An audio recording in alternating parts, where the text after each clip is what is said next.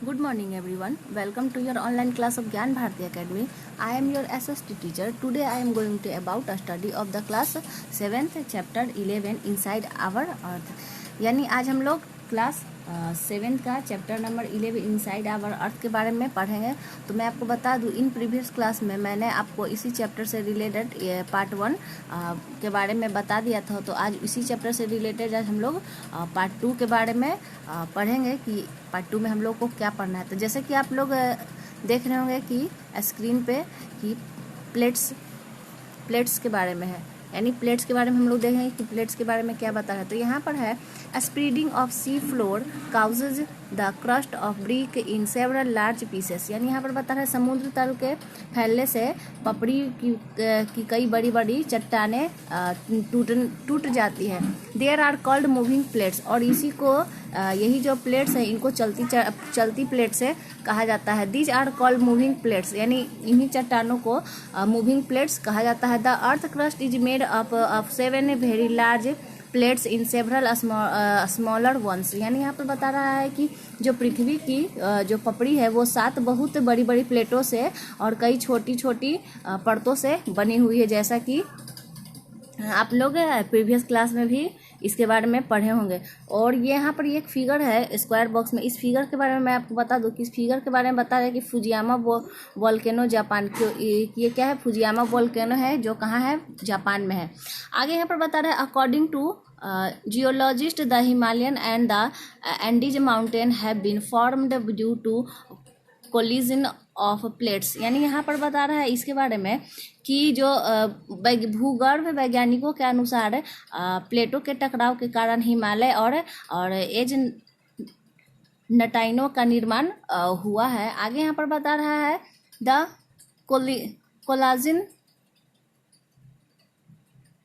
Collision pushed one plates over another, the materials between the plates are pushed upwards to from mountains, और यहाँ पर बता रहा है कि जब एक प्लेट को दूसरी प्लेट के ऊपर धकेला जाता है, यानी धकेलते हैं, तो उसमें क्या होता है, उनमें टकराव के कारण प्लेटों के बीच की जो सामग्री होती है जैसे कि चट्टान, पहाड़ों और खनिजों के ऊपर की ओर क्या करता है, ढकेलता है। तो चलिए नेक्स्ट स्लाइड की ओर देख लेते हैं कि नेक्स्ट स्लाइड में क्या है। तो जैसा कि आप लोग देख रहे हो कि नेक्स्ट स्लाइड में आपको रॉक एंड मिनरल्स के बारे में बताया है। तो रॉक एंड मिनरल्स के बारे में हम लोग देख लेते हैं। यहाँ पर बता रहे हैं the earth crust is made up of various type of rock, यानी जो पृथ्वी का जो परत है वो विभिन्न प्रकार के चट्टानों से बना हुआ है। Any natural mass of mineral matter that make up the earth crust is called a rock. तो यहाँ पर बता रहे हैं खनिज पदार्थों के किसी भी प्राकृतिक द्रव्यमान से यह परत पृथ्वी का परत बनती है जिसे चट्टान कहा जाता है। आगे है rock end of different colour, size and texture, जो पहाड़ होते, जो चट्टान होते, उनका रंग, आकार और बनावट अलग अलग हो सकता है। Different types of rocks from different types of land from, यानी विभिन्न प्रकार के चट्टान जो होते हैं वो विभिन्न प्रकार के भू जगहों पर पाए जाते हैं। For example the Deccan plateaus are made of igneous and metamorphic rocks while the Himalayas and the northern plains are made up sedimentary rocks. तो आगे यहाँ पर बता रहा है कि इसी प्रकार जो अग्नेय तथा रूपांतरित चट्टानें हैं वो अग्नेय तथा रूपांतरकारी शैलों से निर्मित है, जबकि हिमालय और उत्तरी मैदान अवसादी चट्टानों से निर्मित है। और यहाँ पर आप लोग एक फिगर है, इसमें देख रहे होंगे कि इसमें क्या है, रॉक साइकिल है, यानी रॉक साइकिल में आप लोग को बता रहा है कि इसी से क्या बना, रॉक साइकिल है, सेडिमेंट्री रॉक्स है, मेटामॉर्फोलिक रॉक है और इग्नोरियस रॉक है। यहाँ पर है रॉक साइकिल के बारे में हम लोग देख लेते हैं। The change of one types of rock into another types in a cyclic manner is called the rock cycle, यानी यहाँ पर बता रहा है कि जो रॉक साइकिल यानी शिला चक्र बता रहा है उसके बारे में यहाँ पर बता रहा है। तो एक लाइन मैंने इसमें पढ़ के बता दिया आप लोग को, इसके बारे में पूरा पैराग्राफ पढ़ लेते हो। This is change occurred under certain condition, the rock cycle had no beginning or end, यानी यहाँ पर बता रहा है कि यह एक प्रकार की क्या होती है, जो चट्टान है जो अन्य प्रकार की चक्रीय रूपों से इनका रूपांतरण होकर चट्टान चक्र कहलाता है, और यह जो परिवर्तन है वो कई स्थितियों में होता है। आगे यहाँ पर है रॉक का जो चक्र होता है, यानी पहाड़ों का बनने का जो प्रक्रिया होता है वो कई जो जो प्रक्रिया है वो कोई शुरुआत है, इसका कोई शुरुआत नहीं होता है, ना ही इसका कोई अंत का पता चला है। तो हम लोग देख लेते हैं नेक्स्ट स्लाइड। नेक्स्ट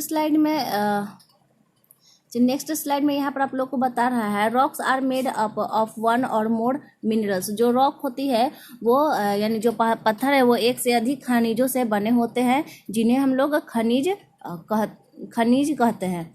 आगे है minerals are naturally occurring substance which have definite chemical composition and physical properties. Each minerals usually contain 2 or 3 simple substance called elements. तो यहाँ पर बता रहा है कि जो खनिज होती हैं वो स्वाभाविक रूप से खुद से उत्पन्न होने वाले क्या है पदार्थ हैं, जिसमें निश्चित रूप से रासायनिक संरचना और भौतिक गुण भी पाए जाते हैं। आगे यहाँ पर बता रहे हैं प्रत्येक जो खनिज होते हैं वो आमतौर पर 2 या 3 सरल पदार्थों से बने होते हैं, जिन्हें हम लोग क्या करते हैं तत्व कहते हैं। आगे यहाँ पर है टाइप्स ऑफ रॉक्स यानी चट्टानों के प्रकार के बारे में। तो यहाँ पर हम देख लेते हैं on the basis of the mode of their formation the rocks can be categorised into 3 groups. यानी चट्टानों का जो समूह है उनको 3 भागों में बांटा गया है। पहला है आपका इग्नोरियस सॉइल यानी रॉक्स, अग्नेय चट्टान सेडिमेंट्री रॉक्स यानी तलछट्टी चट्टान, और आगे यहाँ पर है मेटामॉर्फिक रॉक्स जिसको नाम मेटामॉर्फिक चट्टान ही कहा जाता है। आगे यहाँ पर है each of this broad groups can be further subdivided on the basis of their physical and chemical properties. आगे यहाँ पर बता रहा है इनमें से प्रत्येक वर्ग को उनके भौतिक और रासायनिक गुणों के आधार पर और अधिक विभाजित किया जा सकता है। तो नेक्स्ट स्लाइड देख लेते हैं। यहाँ तक आप लोग का हो गया। आगे है इसमें इग्नोरियस रॉक यानी अग्नेय चट्टान के बारे में हम लोग देख लेते हैं। तो यहाँ पर बता रहा है the word igneous is divide from the Latin word ignis which means fire. यानी जो यहाँ पर है इग्निस शब्द जो लैटिन शब्द इग्निस से लिया गया है, जिसका अर्थ होता है आग। Deep below the earth surface rocks are in molten state called magma. आगे यहाँ पर बता रहे पृथ्वी की सतह के नीचे जो चट्टान पिघलते हुए रहता है उसको हम लोग मैग्मा कहा जाता है। आगे यहाँ पर बता रहा है when magma cools and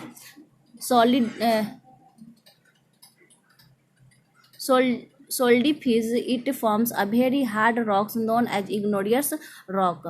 Much of the earth crust is made up of igneous rock. Igneous rock are called primary rocks as these were the first rocks formed when the earth crust solidified. आगे यहाँ पर है igneous rock are the formed either on the surface of the earth or below it. तो यहाँ पर बता रहा है आप लोग को, यहाँ तक पहले एक बार बता देती हूँ और उसके बाद आगे देखेंगे नेक्स्ट लाइन में। यहाँ पर बता रहा है व्हेन मैग्मा कूल्स यानी जब जो मैग्मा होती है जब वो ठंडा होता है तो ठंडा होने के बाद वो ठोस हो जाता है और यह एक बहुत ही ठोस चट्टानों का रूप धारण कर लेता है, जिसे अग्नेय चट्टान कहा जाता है। आगे यहाँ पर बता रहा है igneous rock are called primary यानी अधिक। इसके अलावा much of the earth crust is made of igneous rock यानी पृथ्वी की अधिकांश जो परतें हैं वो अग्नेय चट्टान से बनी होती है। आगे यहाँ पर बता रहा है आप लोगों को यहाँ से इग्नोरियस रॉक से यानी इग्नोरियस रॉक से बता रहा है कि अग्नेय चट्टान है, अग्नेय चट्टानों को प्राथमिक चट्टान भी कहा जाता है, क्योंकि ये पहली चट्टानें थी जब पृथ्वी की जो पपड़ी को यह क्या करती मजबूत होती है। यानी पृथ्वी की जो पहली परत होती है वो अग्नेय चट्टान ही होती है, जो क्या होती है बहुत ही मजबूत होती है। अग्नेय सेल या तो पृथ्वी की सतह पर या उसके नीचे बनाई जाती है। जैसा कि ये आप लोग ये स्क्वायर बॉक्स में फिगर है, ये आप देख रहे होंगे, ये इग्नोरियस रॉक का फिगर है जो अग्नेय चट्टान। आगे यहाँ पर है स्क्यूटिव igneous rocks are formed when magma cools and solidifies on recharging the surface. The magma that reaches the surface is known as lava. As the lava cools and solidifies rapidly on the surface, the minerals present it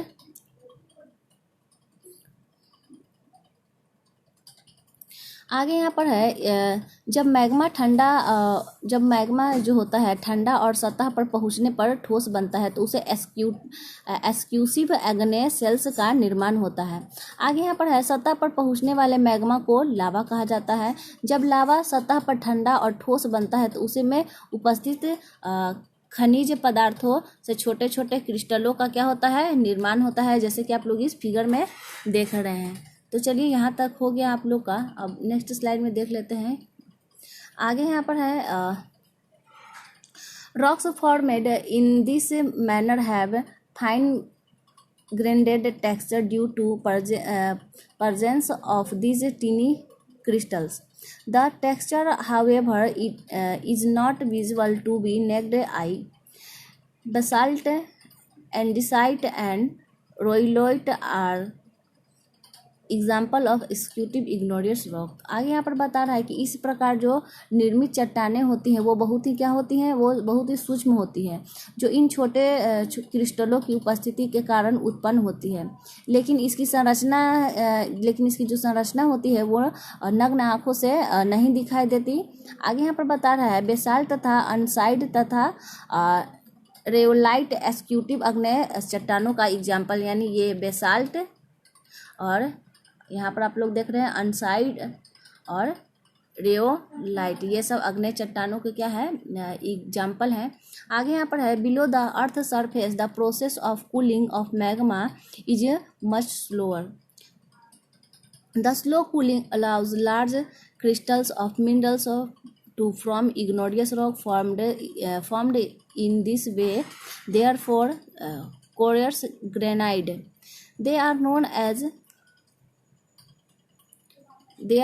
as igneous rock. Granite is an example of intrusive igneous rock. तो यहाँ पर बता रहा है पृथ्वी की जो सतह है, यानी पृथ्वी की सतह के नीचे मैग्मा को ठंडा करने की जो प्रक्रिया होती है वो बहुत ही क्या होती है, धीमी होती है।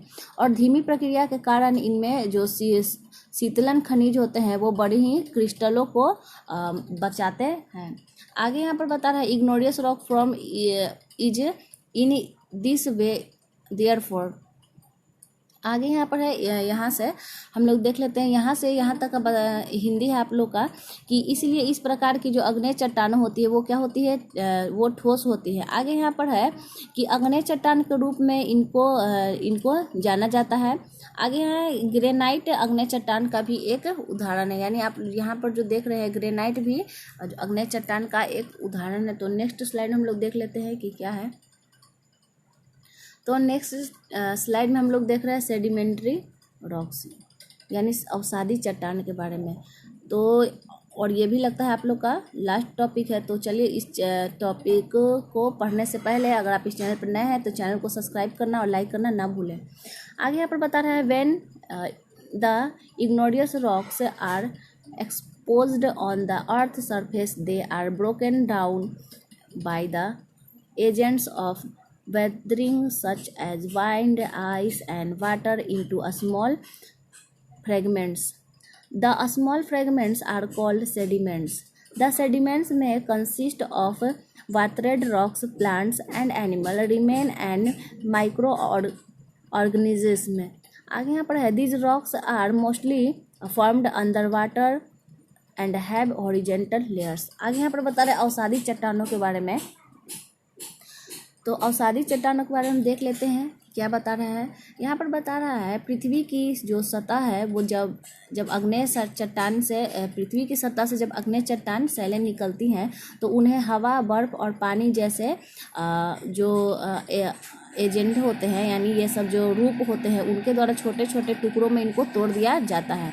आगे यहाँ पर है छोटे टुकड़े को तलछट कहा जाता है।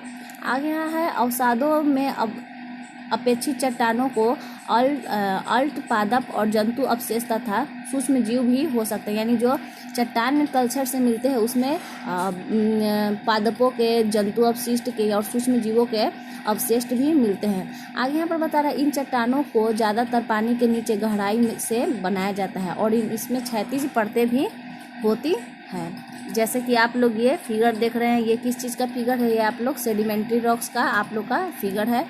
आगे यहाँ पर है the sedimentary rocks are most wide spread and cover about 75% of the surface area of the earth. These rocks can be create extensive lands from shale, sandstone and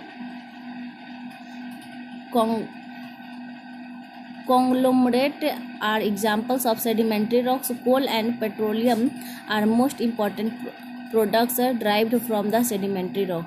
तो यहाँ पर बता रहा है कि जो पृथ्वी के अंदर की जो चट्टानें हैं यानी तलछट की चट्टानों के व्यापक रूप से उनका लगभग 75% पृष्ठ सतह क्षेत्र से क्या है ढका हुआ है। आगे है पृथ्वी पर जब ये चट्टानें व्यापक रूप से बन जाती है तो उसमें प्राकृतिक भू आकृति सेल सैंडस्टोन और इसी तरह के और समूह इसमें क्या हो जाते हैं मिल जाते हैं। आगे यहाँ पर है तलछटी चट्टानों के उदाहरण है कोयला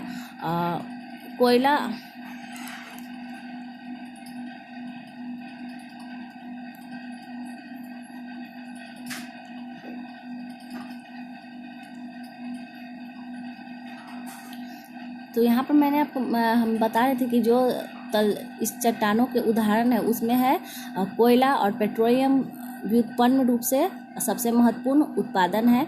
आगे है तलछटी चट्टानों में ये सब क्या होता है एग्जाम्पल है। तो चलिए आज का क्लास आप लोग का यहीं पर ओवर होता है। हम लोग नेक्स्ट क्लास में इसी चैप्टर से रिलेटेड नेक्स्ट टॉपिक की ओर मिलेंगे जो कि आप लोग का पार्ट 3 होगा। आज के लिए इतना ही। Thank you class, have a nice day.